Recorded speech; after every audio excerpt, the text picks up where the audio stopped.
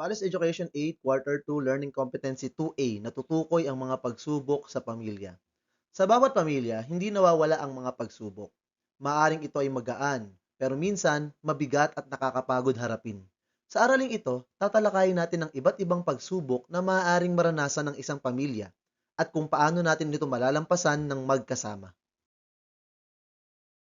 Ayon sa Cambridge Dictionary, ang pagsubok ay sitwasyon na nangangailangan ng matinding pagsisikap, pisikal o emosyonal, upang malampasan at sumusubok sa kakayahan at tibay ng loob.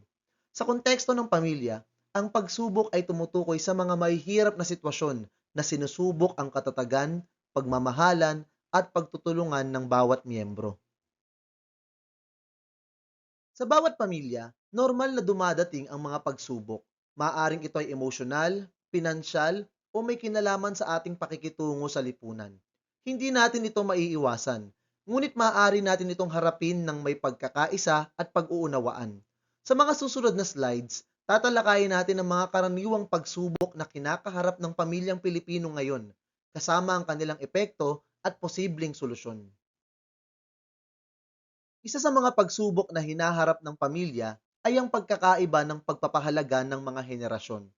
Madalas, mas liberal ang pananaw ng kabataan kumpara sa nakatatanda, lalo na sa usapin ng relasyon, pananamit, at mga desisyon sa buhay.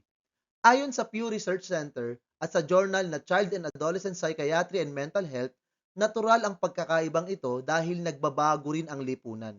Gayunpaman, nagdudulot ito ng alitan at hindi pagkakaintindihan sa pamilya.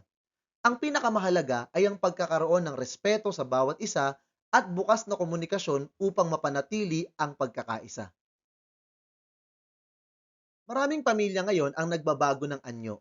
Mayroong single-parent households, step-parents, o blended families. Ayon sa American Psychological Association at NCBI, ang ganitong mga pagbabago ay nakakaapekto sa emosyonal at psikolohikal na kalagayan ng bata.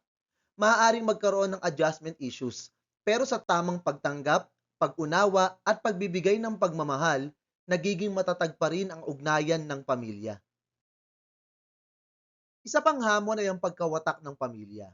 Maaring dulot ito ng hiwalayan ng magulang o paglayo ng isang miyembro para magtrabaho, gaya ng sitwasyon ng mga OFW. Ayon sa UNICEF Philippines at sa datos ng Philippine Statistics Authority, malaki ang epekto nito sa emosyonal na kalagayan ng bata. Pinatuturayan din ng American Psychological Association na ang kawalan ng pisikal na presensya ng magulang ay nagdudulot ng stress. Ngunit sa pamamagitan ng patuloy na komunikasyon at suporta, maiiwasan ang paglalayo ng damdamin sa isa't isa. Isa sa pinakamalaking pagsubok ng maraming pamilya ay ang kahirapan. Ayon sa Philippine Statistics Authority, milyon-milyong Pilipino pa rin ang nabubuhay sa ilalim ng poverty line.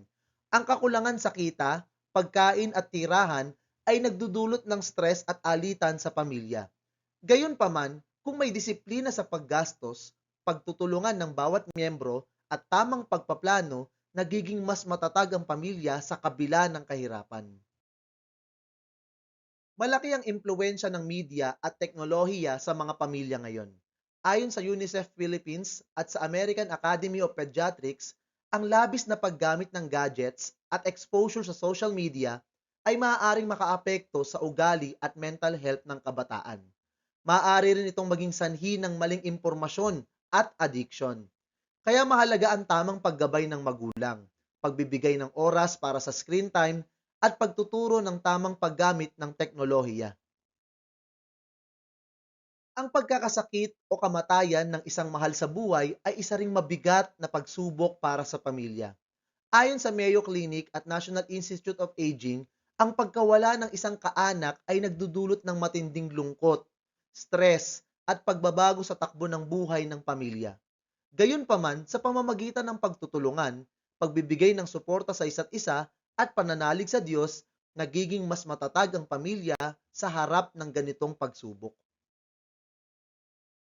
Ang bisyo tulad ng sugal, alak at droga ay isa rin sa pinakamapanganib na pagsubok sa pamilya. Ayon sa Dangerous Drugs Board at NCBI, ang ganitong mga bisyo ay sumisira sa relasyon, kabuhayan at kalusugan.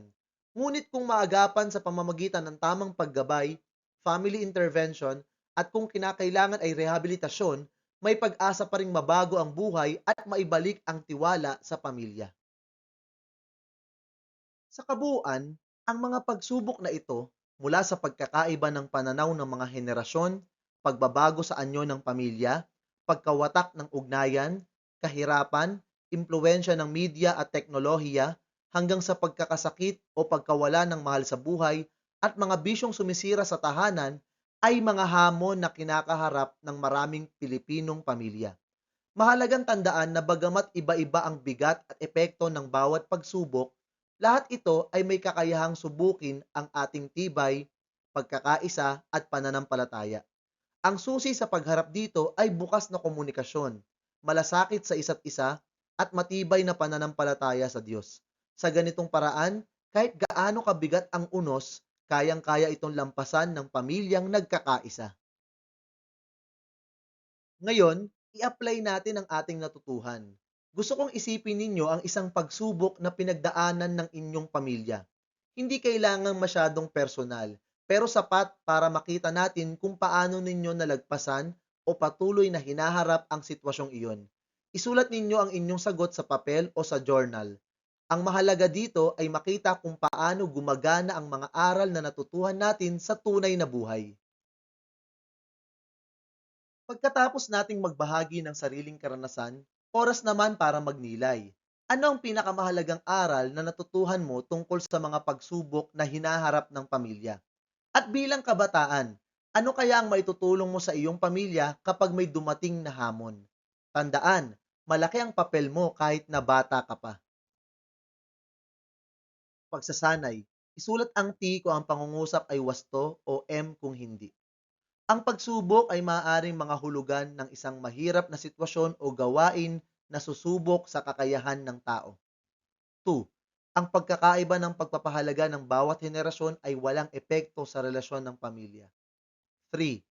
Ang kahirapan ay maaaring magdulot ng stress at limitadong oportunidad sa pamilya. 4. Ang pagkakasakit o pagkamatay ng isang mahal sa buhay ay hindi gaanong nakakaapekto sa emosyon ng pamilya. At 5, ang mga bisyo gaya ng alak, sugal at droga ay maaaring sumira sa relasyon at kabuhayan ng pamilya.